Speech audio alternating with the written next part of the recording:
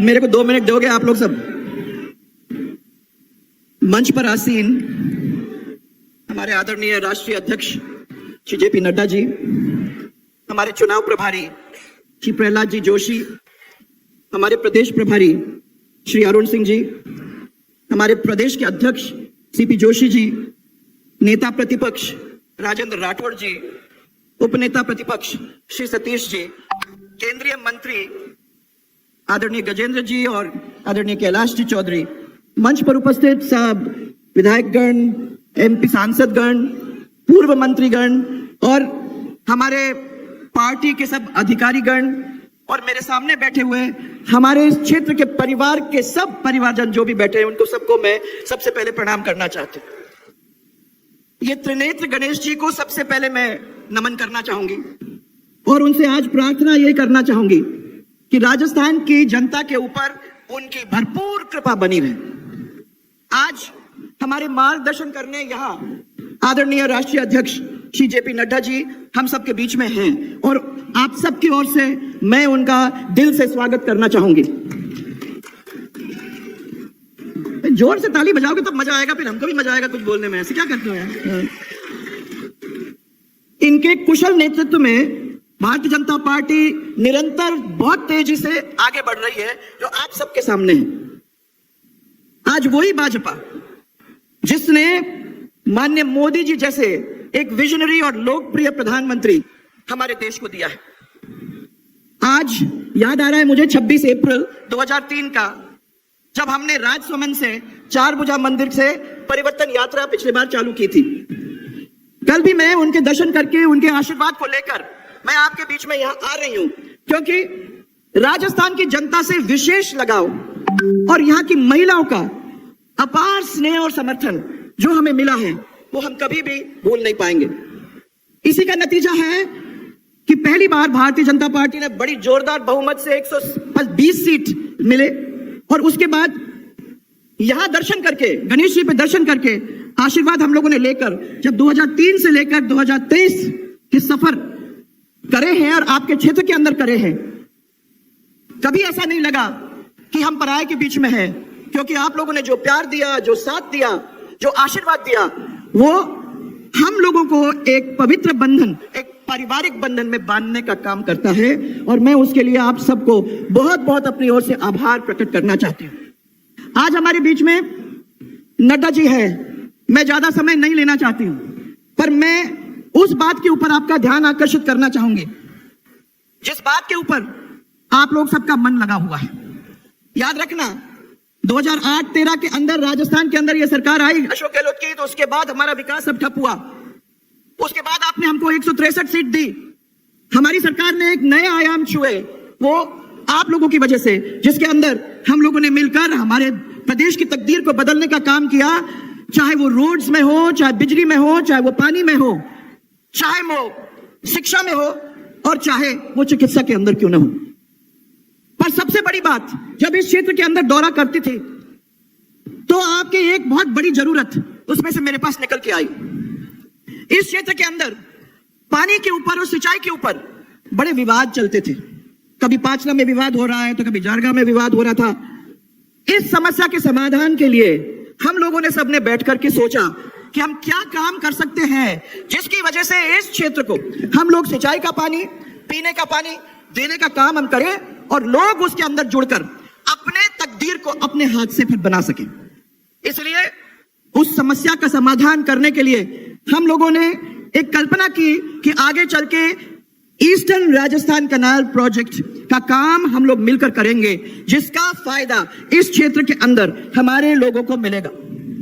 यहाँ इस बारे में थोड़ा सा आपको कहना चाहूंगी कि हमारे शासन के प्रथम कार्यकाल के अंदर 25 अगस्त 2005 के अंदर हम लोगों ने मध्य प्रदेश के साथ बाबूलाल जी गौड़, जो वह तब मुख्यमंत्री थे, उनके साथ हम लोगों ने हस्ताक्षर करके एक समझौता किया था कि हमारे बीच की जो नदियां हैं उसका बंटवारा हो और उसके अनुसार ही हमने ये टीआरसीपी की योजना बनाने का काम किया। दुर्भाग्य से इसके तुरंत बाद अशोक गहलोत की सरकार आ गई और ये महत्वपूर्ण जो योजना थी उसको ठंडे बस्ते में डालने का काम उन्होंने कर दिया। आप सबको मालूम है कि 13 जिलों के अंदर पीने का पानी, सिंचाई का पानी और उद्योग का पानी मिलना था, जिसमें आपका जिला सवाई माधोपुर हो, कोटा, बारा, झालावाड़, बूंदी, टोंक, अजमेर, ये ऐसे करके 13 जिले थे। अजमेर से लेके जयपुर तक हम लोगों का इसका फायदा मिलने वाला था।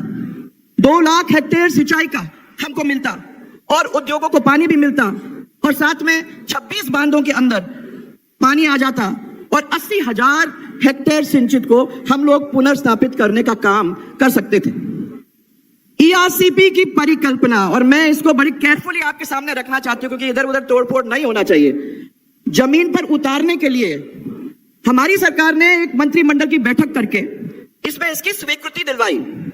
भारत सरकार की एक नामी कंपनी जिसका नाम है वैपकॉस, वो मध्य प्रदेश राजस्थान इंटरस्टेट बोर्ड की बैठक 2005 के अंदर जो निर्णय लिया गया था और जो केंद्रीय जल आयोग की गाइडलाइन 2010 की मापदंड के अनुसार ईआरसीपी की डीपीआर तैयार करने के हम लोगों ने आदेश दिलवा दिए थे।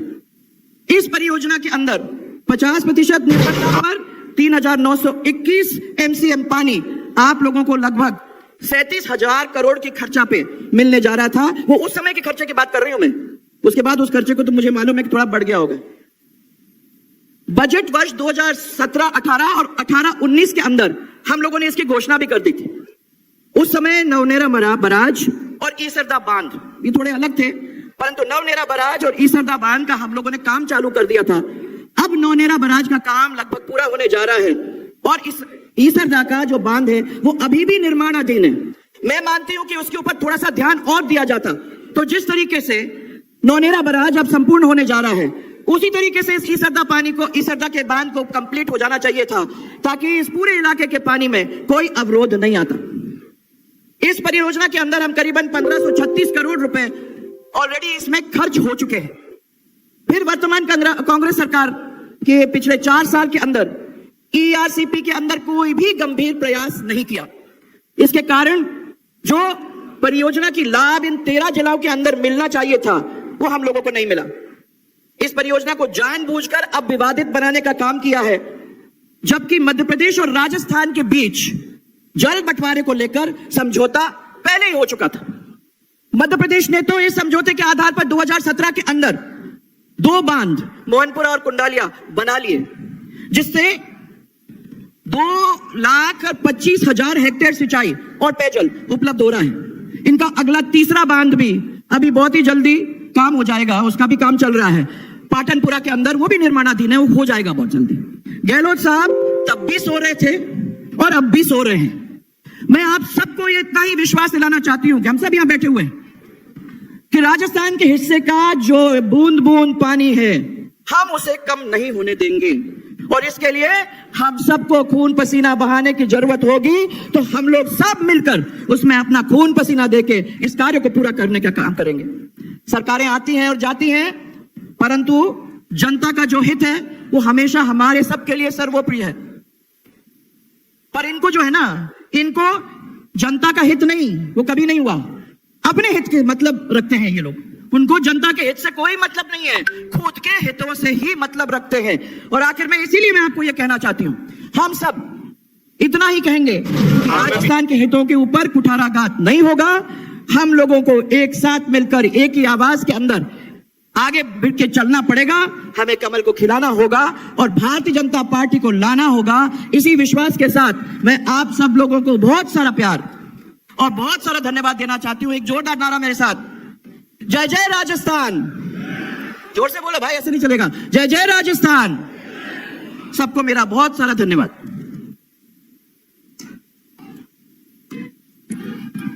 बोलो गणेश जी महाराज की। जो हम सबका प्रदेश में नेतृत्व कर रहे हैं, सवाई